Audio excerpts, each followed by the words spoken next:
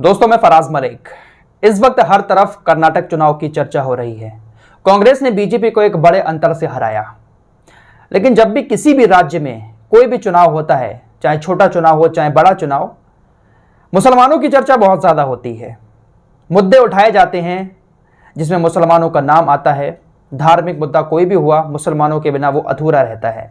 कर्नाटक के अंदर भी बहुत सारे धार्मिक मुद्दे उठाए गए थे, हिजाब को लेकर, अजान को लेकर, हलाल को लेकर, लेकिन कुछ काम ना आया। तो आज हम भी थोड़ा सा मुसलमानों की ही बात कर लेते हैं। मुसलमान और राजनीति आज का हमारा टॉपिक है।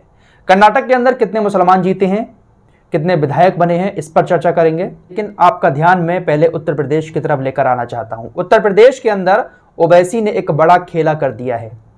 बीजेपी के गढ़ में ओवैसी ने इतिहास रच दिया है। कर्नाटक चुनाव के बीच उत्तर प्रदेश के निकाय चुनाव की ये खबरें दबकर रह गई हैं, लेकिन ये खबरें बहुत बड़ी हैं।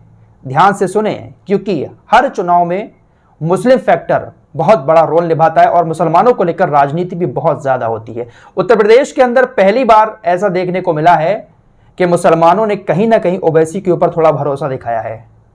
निकाय चुनाव में उत्तर प्रदेश के अंदर 5 सीटें असदुद्दीन ओवैसी की पार्टी को मिली हैं। 3 सीटें नगर पालिका परिषद की और 2 सीटें नगर पंचायत की।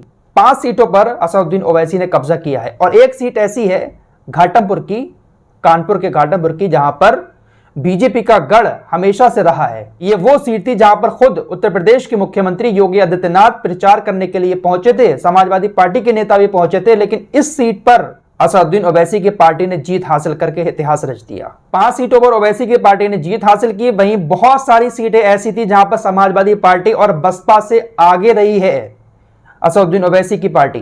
कई सारी सीटें ऐसी हैं जहां पर बीजेपी के उम्मीदवार जीते हैं तो उनको कड़ी टक्कर ओवैसी की पार्टी के कैंडिडेट ने दी। दूसरे नंबर पर रहे समाजवादी पार्टी और बसपा के तीसरे चौथे नंबर पर रहे। यानी समाजवादी पार्टी को अब शायद ओवैसी से उत्तर प्रदेश के अंदर खतरा महसूस होने लगा है। पहली बार मैं इस चुनाव में ऐसा देख रहा हूं जहां पर ओवैसी को जीत मिली है। मुसलमानों ने कहीं ना कहीं इस बार समाजवादी पार्टी और बसपा को किनारे करके ओवैसी को वोट दिया है।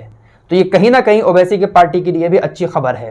वैसे तो असदुद्दीन ओवैसी साहब के ऊपर बहुत सारे आरोप लगते हैं कि वो मुसलमानों का वोट लेकर बीजेपी को फायदा पहुंचाते हैं, लेकिन अगर एक तरफा वोट कहीं पर जाता है ना किसी भी समुदाय का, तो वो बहुत बड़ा रोल अदा करता है। ऐसा ही कुछ कर्नाटक के अंदर भी हुआ है। कर्नाटक के अंदर 10 मुस्लिम विधायक इसलिए बने क्योंकि कर्नाटक के अंदर 23 सीटें तकरीबन ऐसी है जहां पर मुसलमान अपना रोल अदा करते हैं। 2018 में जब विधानसभा चुनाव हुआ था, बीजेपी वहां पर जीती थी, तो सिर्फ 7 मुस्लिम उम्मीदवार विधायक बने थे, वो कांग्रेस के थे।